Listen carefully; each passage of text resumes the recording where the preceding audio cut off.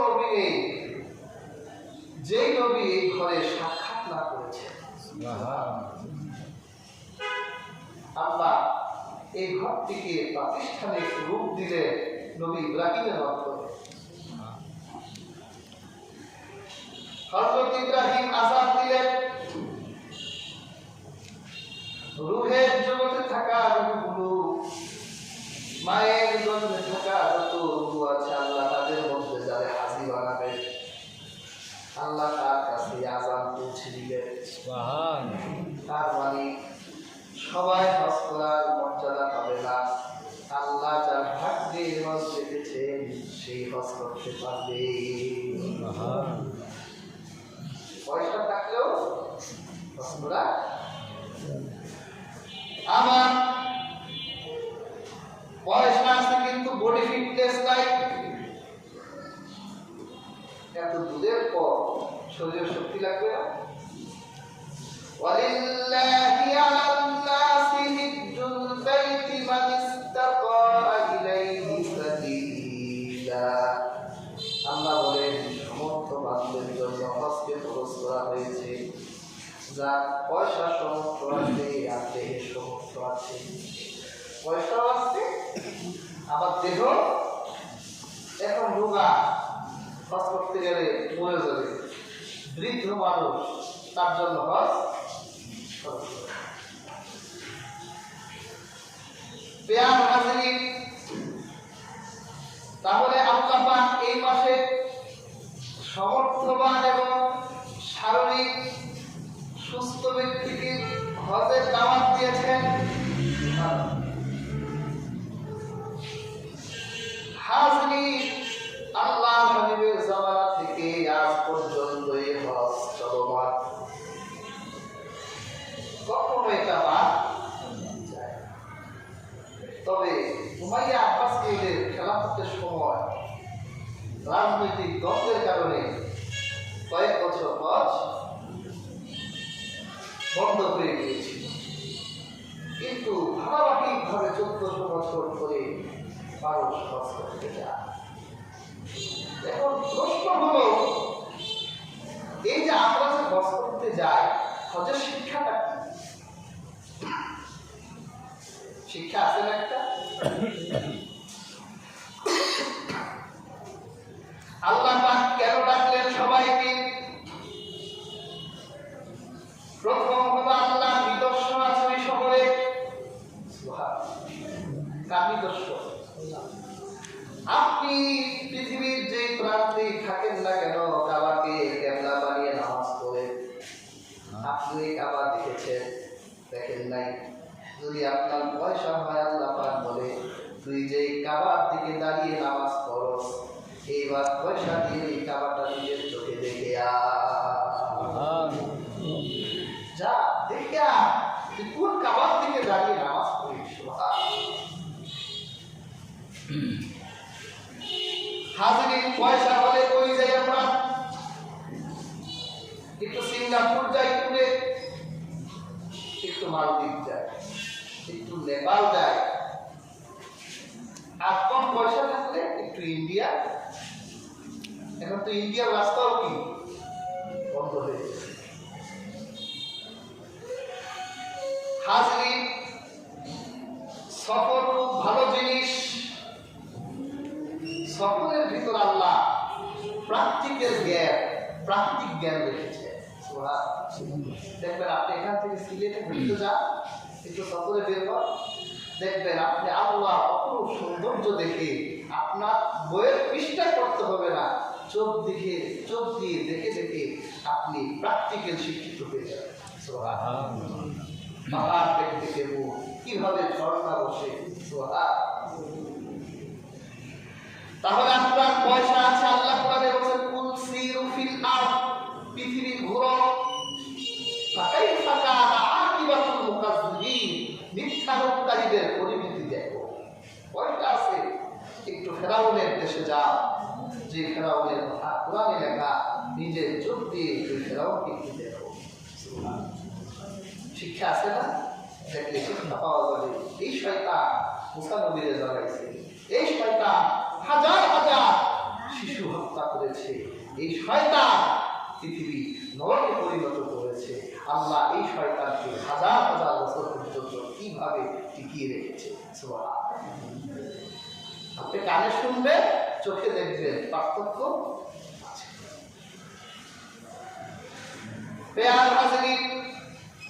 তবে আল্লাহ সবার আগে রেখেছেন তার কাবা শহরে। যে শহরে আল্লাহ ঘর আছে, আল্লাহ ওই শহরে হাজিদেরকে রেখেছেন। যদি তোমার পয়সা থাকে, এই শহরে আসো, তুমি যে কাবার দিকে দাঁড়িয়ে নামাজ পড়ো, তুমি নিজের চোখে ওই কাবাটা একবার দেখে যাও। আল্লাহ ওই শহরে রেখেছেন। আল্লাহ কোরআনে বলেছেন, "ওয়াত্তারাকনা আলাইহি ফিল আখিরিন", আমি ইব্রাহিমের স্মৃতিগুলোকে আমি মানুষের জন্য রেখে দিয়েছি। ওই শহরে গেলে আপনি ইব্রাহিমের স্মৃতি দেখতে পাবেন।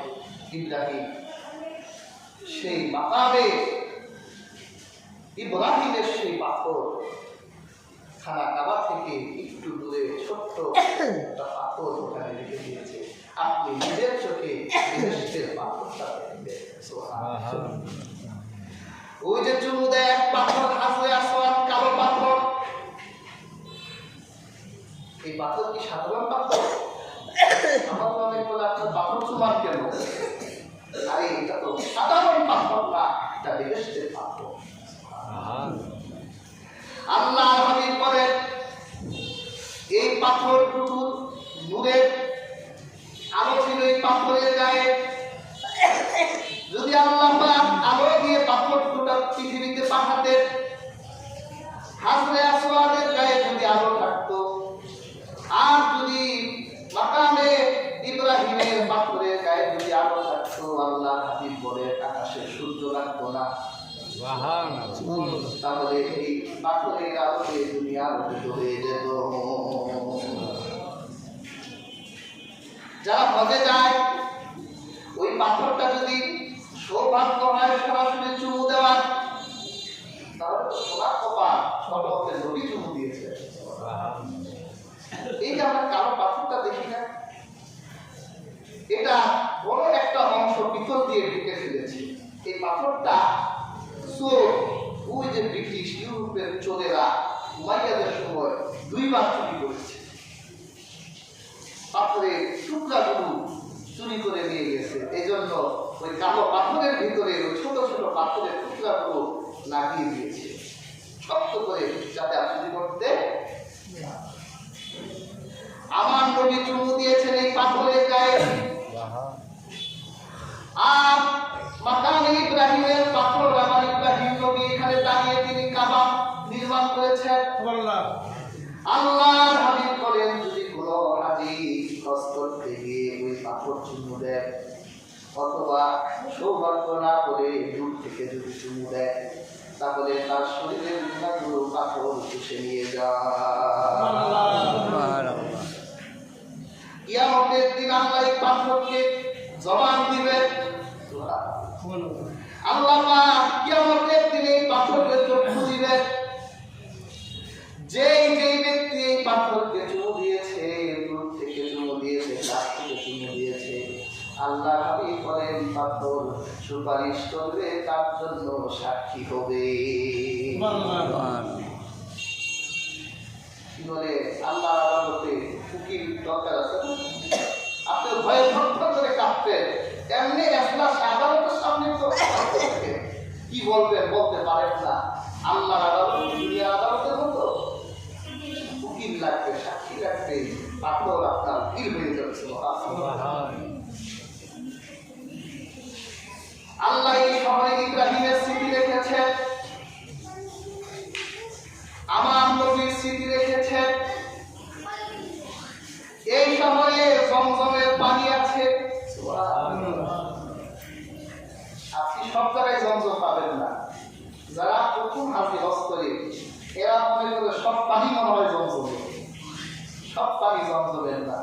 আপনি যেখান থেকে তওয়াফ করবেন, ওই তওয়াফের ডান দিকে ওইখানে যে পানির ব্যবস্থা করা আছে, ওখানে লেখাই আছে নাহারে জমজম।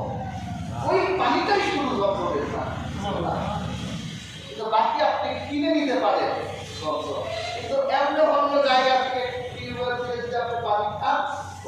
জমজমের পানি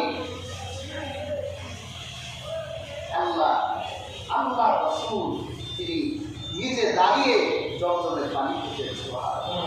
পৃথিবীর একটা পানি দাঁড়িয়ে খাওয়া সম্ভব জমজমের।